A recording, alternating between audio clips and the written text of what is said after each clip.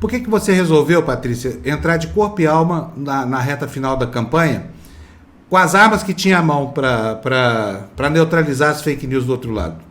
E eu queria saber como é que é o custo pessoal disso para você, porque não é pequeno, eu imagino, né? Você foi super detratada nas redes, ela é ofendida a todo momento, falam que ela é mitômana, que está laudada como mitômana, essa coisa toda, o que, aliás, é uma história que também vai ser abordada aqui, porque é muito diferente a realidade da fantasia, mas conta para nós, por que você resolveu entrar e qual é o sacrifício pessoal, qual é a sua cota de sacrifício pessoal nessa história toda? Então, eu resolvi entrar porque eu já estava ajudando na campanha nas redes sociais desde o primeiro turno, mas desde 2018 eu não concordo com a forma como o pessoal do PT faz campanha.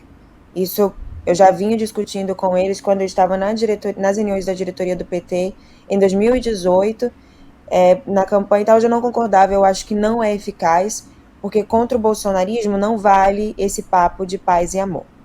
Quando foi no segundo turno, eu resolvi fazer como o Janones, eu resolvi fazer por conta própria, porque claramente a tática usada sempre dentro do PT não estava funcionando. Então eu resolvi fazer exatamente o que o bolsonarismo faz, né? Eu digo que eu usei o veneno deles contra eles. E bom, tem um custo pessoal? Bastante, né? Bastante, mas eu tenho bons advogados que estão sempre resolvendo os perrengues. Eu aviso eles antes também, quando eu vou fazer alguma coisa, já para se preparar.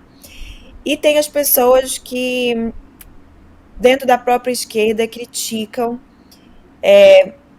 falam que não gostam, mas é o que eu já falei várias vezes. Eu não estou obrigando ninguém a fazer nada. Não, nunca obriguei. Eu faço tudo sozinha.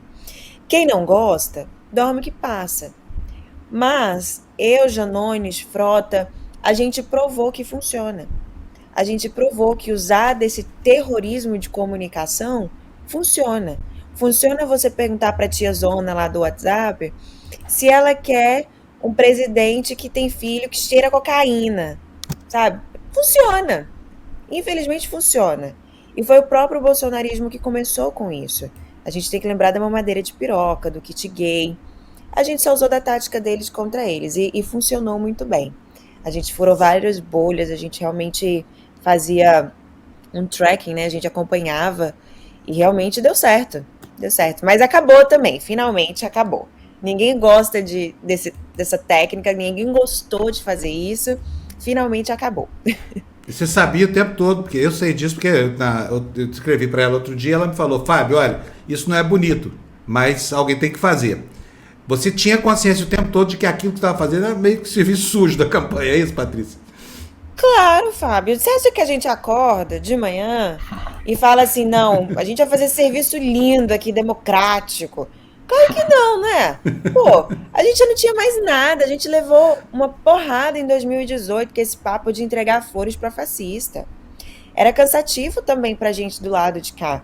Esses dias eu estava até conversando na entrevista do DCM com o Frota, a gente estava exausto, cara, exausto demais essas coisas. Tá todo mundo muito feliz que finalmente chegamos ao fim, não precisamos mais usar dessa técnica.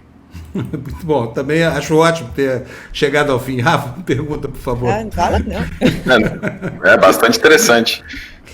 A gente tem alguns episódios importantes, né? A questão do celular do Bebiano, mas eu queria saber de você qual que você considerou a estratégia e o foco de atuação mais eficaz para desconcertar aí essa campanha bolsonarista nas redes. Bom, eu vou falar sobre a minha estratégia, né, que eu posso falar com mais sabedoria. A minha estratégia, que eu estava sempre ali fechada, cada um tinha uma estratégia diferente, vocês podem ver que a estratégia do Janones era uma, a do Frota era outra, mas no final do dia a gente tinha os mesmos alvos, né?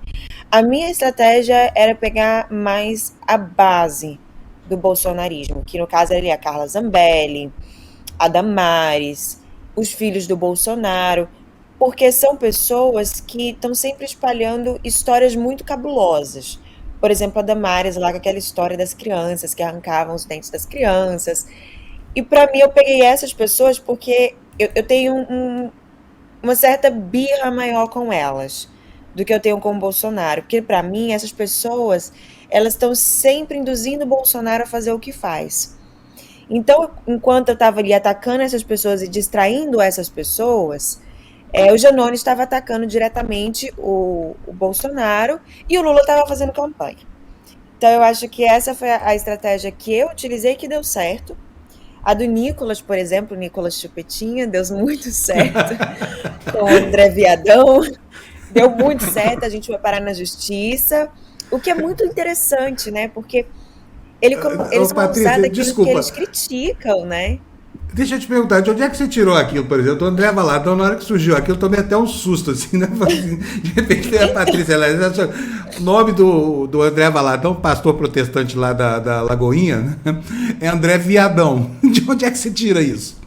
Então, esse apelido não foi eu que dei, gente. O André, ele é conhecido no meio cristão por ser gay, né? Ele é um gay enrustido. Tem diversos casos.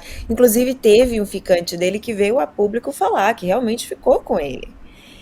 Eu só peguei a história, muita gente me acusou de homofobia e tudo mais, só que assim, eu sempre deixei claro, não tenho nada contra os gays, muito pelo contrário, eu tenho contra o André Valadão, tenho tudo contra ele, e eu vou usar tudo contra ele. E foi daí que eu falei, peraí, você gosta de pegar os caras da igreja, na escondidinha, bora falar sobre isso. E deu super certo, no mesmo dia. Eles também ajudam a gente, né? No mesmo dia ele tava lá postando foto dentro de um avião particular com o Nicolas Chupetinha falando em leitinho. Eu falei, gente, olha, não dá. Não dá. Ô, Patrícia, agora, eu não poderia estar rindo aqui nessa entrevista, mas é engraçado demais, porque, afinal de contas, foi o uso contra essa turma daquilo que eles instilam, do mesmo veneno. Sim, Exatamente o mesmo veneno. coisa. Agora, Patrícia, eu continuo na minha posição, tá? Eu não aprovo, não. Então, Mas ninguém aprova, Fábio. Eu sei. Eu não aprovo. Vou continuar aqui a entrevista. Então, olha, deve ter sobrado um passivo judicial gigante, porque, entre outras coisas, a Patrícia chamou esse Valadão de viadão, chamou o Nicolas Chupete, mas quem fez isso foi o Felipe Neto primeiro, né? Foi o Felipe Neto que criou o apelido. Chamou a Bia Kicis de sapatão. O que mais? O Carluxo de viciado em cocaína. Como é que você vai se defender dessas coisas, Patrícia? Porque você vai ter um custo com isso, né? Então, a maioria das coisas, Fábio, eu tenho provas. Então, assim, alguns processos, por exemplo, eu já meus advogados já começaram e eu tenho provas. Tem que lembrar que quando eu era do pessoal, né, dentro do PSC, eu saí de lá com provas de muita coisa. Então, de todo mundo que eu falei alguma coisa, porque eu também tenho provas, não são só fake news, né? Tem um embasamento ali da onde que saiu aquilo. Então, tô tranquila, não tô nem um pouco desesperada. Agora, as primeiras tentativas de te parar judicialmente demoraram muito, né? Te deram muito tempo para trabalhar essas coisas, né, Patrícia? Porque não vinha, eu via você falando esses absurdos da internet e não acontecia nada, só ameaça. Vamos entrar com processo aqui, mas processo que é bom. Você já recebeu alguma citação? Seus advogados aqui no Brasil já receberam ou não? Não, nenhum ainda. Caraca. Tô esperando. Eu tô te falando, eles sabem que eu tenho provas. Então, antes deles realmente irem para um processo, por exemplo, o Carlos Bolsonaro, ele não está me processando porque eu chamei ele de cheirador. Ele está me processando porque ele alega que eu usei de todas as minhas plataformas para atacar de forma caluniosa, mas ele não diz qual forma caluniosa.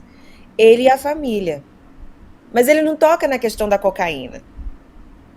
Eles são estrategistas também. Então é isso, tô esperando.